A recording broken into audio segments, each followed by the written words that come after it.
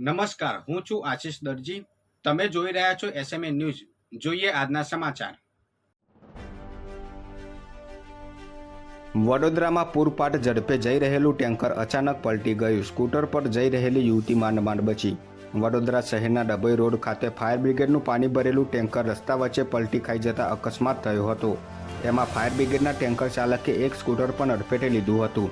જો કે અકસ્માતમાં સ્કૂટર ચાલક યુવતી માંડ બચી હતી અને રોડ ઉપર પાણી અને ડીઝલની રેલમછેલ થઈ ગઈ હતી.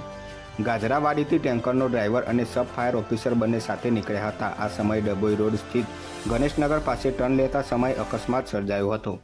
અકસ્માતની આ ઘટનાના સીસીટીવી પણ સામે આવ્યા છે, જેમાં પૂરપાટ ઝડપે આવી રહેલું ટેન્કર પલટી ખાઈ જતું દેખાય છે અને ટેન્કર ચાલક ટેન્કરમાંથી બહાર આવતો પણ દેખાય છે.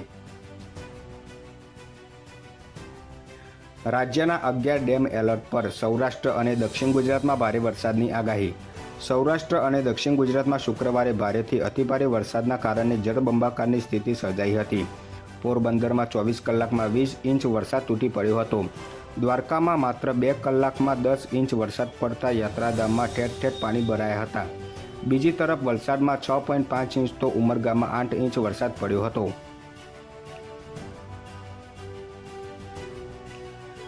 સુરતના ડિંડોલીમાં બ્રિજ પર ધોરણ 10ના વિદ્યાર્થીને કચડ્યો. પિતા સામે જ પુત્રનું મોત. પરિવારનું રસ્તા વચ્ચે હૈયાફાટ રુદન.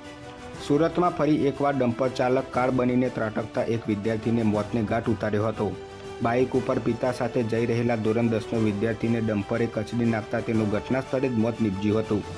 અકસ્માત બાદ ઘટના સ્થળે હાજર લોકો દ્વારા ડમ્પરના ચાલકને ઝડપી પાડવામાં આવ્યો હતો. ત્યારબાદ પોલીસ આવી પહોંચી હતી અને તેને પોલીસ હવાલે કરી દીધો હતો.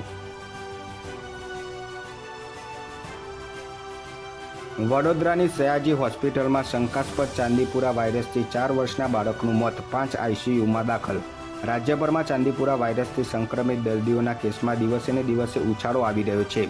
ત્યારે સરકારે જાહેર કરેલા આંકડા મુજબ ચાંદીપુરા વાયરસના કુલ કેસની સંખ્યા વધીને 58 થઈ ગઈ છે, જ્યારે મૃત્યુઆંક વધીને 21 થયો છે. આજે વડોદરાની સયાજી હોસ્પિટલમાં વધુ એક ચાંદીપુરા વાયરસથી 4 વર્ષના બાળકનું મોત થયું છે. શહેરના ગોત્રી વિસ્તારમાં મહાલક્ષ્મીનગરમાં રહેતા 4 વર્ષના બાળકની 18 જુલાઈથી શંકાસ્પદ ચાંદીપુરા વાયરસની સારવાર ચાલી રહી હતી. જો કે સારવાર દરમિયાન દમ તોડી દેતા પરિવારમાં શોકની લાગણી જોવા મળી રહી છે. સયાજી હોસ્પિટલમાં હાલમાં 7 બાળક સારવાર હેઠળ છે, જેમાં 5 બાળક આઈસીયુમાં દાખલ. વધુ સમાચાર માટે જોતા રહો એસએમએ ન્યૂઝ.